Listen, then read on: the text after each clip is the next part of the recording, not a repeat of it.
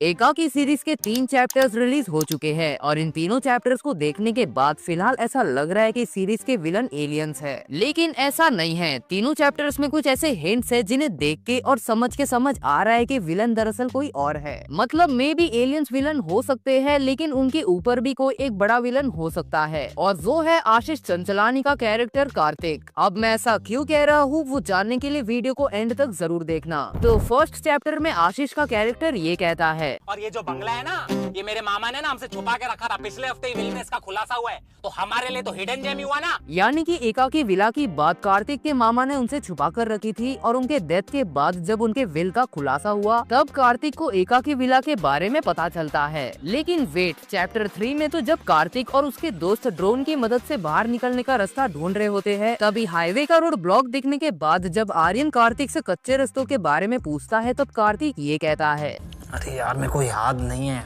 मामा ने बताया था ये रास्ते पे एक्चुअली 2-3 कच्चे रास्ते। बट चैप्टर 1 में तो आशीष ने खुद कहा था कि उसके मामा ने उनसे विला की बात छुपाई थी। उनके डेथ के बाद जब उनके विल का खुलासा हुआ तब इस विला के बारे में पता चला था। वेल, ऐसा हो सकता है कि चैप्टर 1 में आशीष ने यहाँ झूठ बोला था, उसे पहले से इस विला के बारे में पता था एंड इस विला के बारे में वो उसके मामा से पहले भी बात कर चुका है। यहाँ हो सकता है कि कार्तिक जानबूझ के अपने दोस्तों को मैनिपुलेट करके अंबोरा लाया है ताकि वो उन्हें ट्रैप में फंसा सके, और इनडायरेक्टली ड्रोन की मदद से कार्तिक सबको बता भी रहा है कि अब यहाँ से बाहर निकलने का रास्ता कोई है ही नहीं, यानी कि तुम सब लोग यहाँ फंस चुके हो। जिसके बाद चैप्टर 2 में जब किचन में आर्यन को ये कुल्हाड़ी मिलती है तब कार्तिक उस बात को टाल देता है और वो कुल्हाड़ी वापस वहाँ रख देता है। अब कार्तिक का यहाँ कुछ रिएक्शन ना आना थोड़ा सरप्राइजिंग तो है।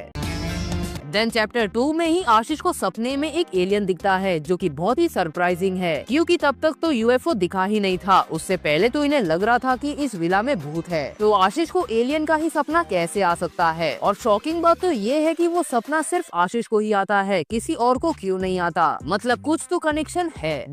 देन थर्ड चैप्टर के स्टार्टिंग में जब कार्तिक और उसके दोस्त यूएफओ देख रहे होते हैं तब आर्यन करण से फोन मांगता है ताकि वो गंदी क्वालिटी में यूएफओ का वीडियो रिकॉर्ड कर सके, जिससे वीडियो रियल लगेगी ना कि वीएफएक्स वाली। अब यहाँ पर आशीष का कैरेक्टर थोड़ा अजीब सा लुक देता है, आई डोंट नो व्हाई। करण, बात को समझ, तेरे भंगार फोन से रिकॉर्ड करूंगा तो घटिया क्वालिटी में वीडियो रिकॉर्ड होगा, और 90% दुनिया के यूएफओ वीडियोस घटिया क्वालिटी में रहते हैं, तभी तो लोग विश्वास करते हैं। जिसके बाद जब कार्तिक और आर्यन प्रायोरिटी लिस्ट निकाल रहे होते हैं तब यहाँ पर हमें कार्तिक की स्ट्रेंथ मैनिपुलेटिव देखने मिलती है, यानी कि कार्तिक किसी को भी अपनी बातों में आसानी से ला सकता है, और इस स्ट्रेंथ की मदद से ही वो अपने दोस्तों को यहाँ लाया होगा। देन उसी सीन में कार्तिक जशु को काट के खाने की और तनी को बलि चढ़ाने की भी बात करता है। अब भले ही इस सीन में कॉमेडी थी, लेकिन सुनने में थोड़ा तो वियर्ड लगता है।